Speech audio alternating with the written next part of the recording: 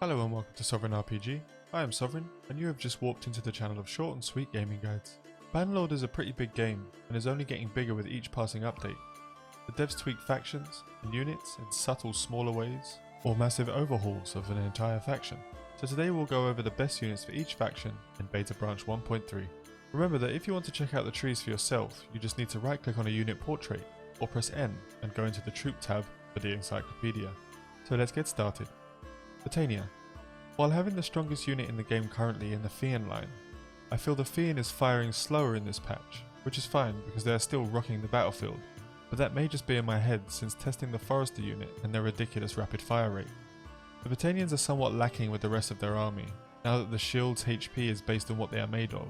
The Britannian line of infantry are no good as frontline shield walls when compared to others. Falksman is still a strong two-hand unit, not much has changed there. Blandia. Bannerlord has had a slight change, losing 20 points in polearm and 20 points in riding, making them even worse than they were before. Still a great faction to choose for a one-faction army. Pikemen and Blandian crossbowmen are still some of the strongest in their respective roles. Pikemen against cavalry, crossbowmen against heavy armoured infantry line. Now we get to Sturgia. Getting a pretty significant upgrade to their infantry was much needed, as was said in my previous video, best troops all factions. The Drudgenik special unit getting a stat boost to get themselves in line with the Bannerlord and Cataphracts. Now let's get into the actual infantry. Nothing really has changed with the lower tiers 1 to 3, where we are seeing massive changes in T4+. Now with the shield changes to a lot of the standard infantry units from 1.2 have been weakened. Sturgeons have been given all large round shields, strongest in the game at the moment, making the Shock Troop and Veteran Warrior the best shield wall infantry in the game. The Berserker has had an increase to his armour, allowing them to take more hits, and the Ulfednar have been given stat boosts in two-handed athletics, making them move across the battlefield way faster than before. Absolute massive changes across the board. T3 and below are still lacking, but if you can get the units to tier 4 you are laughing. Definitely having the strongest shield wall in the game right now. If infantry is your thing, the Sturgeons are finally worth it, and they are king. But the SRI not much has changed.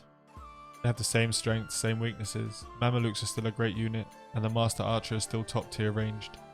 Their special unit, the Faris line, is still a super fast horseman unit with decent throwing skills and polearm. Still another decent choice on open field. The Khazaits are still some of my favourite units in the game, and the playstyle is a lot of fun. Again, not many changes, they don't really use shields, or nobody uses the units that do, and stats have not been messed with. Still very strong horse archers in the Cards Guard line, and the heavy horse archers. And finally the Empire. The crossbowmen's stats have been fixed, making them even more powerful in 1.3. The Imperial Sergeant crossbowmen with the nerf to shield health makes them really quite powerful. Crossbow bolts do massive amount of damage and decimate slow moving infantry line. The Legionary seems to have had some ninja changes somewhere. I just don't feel like they're as strong anymore. Especially in the higher difficulties, it's the shape of the shield. Especially going against archer units like the Forester, Fiend line. They seem to get hit a lot more recently.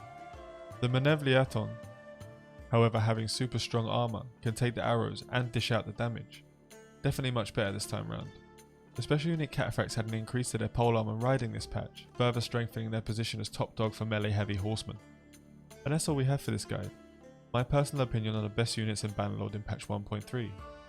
Let me know down below what your favourite troops are and your army compositions for this patch. I would love to hear.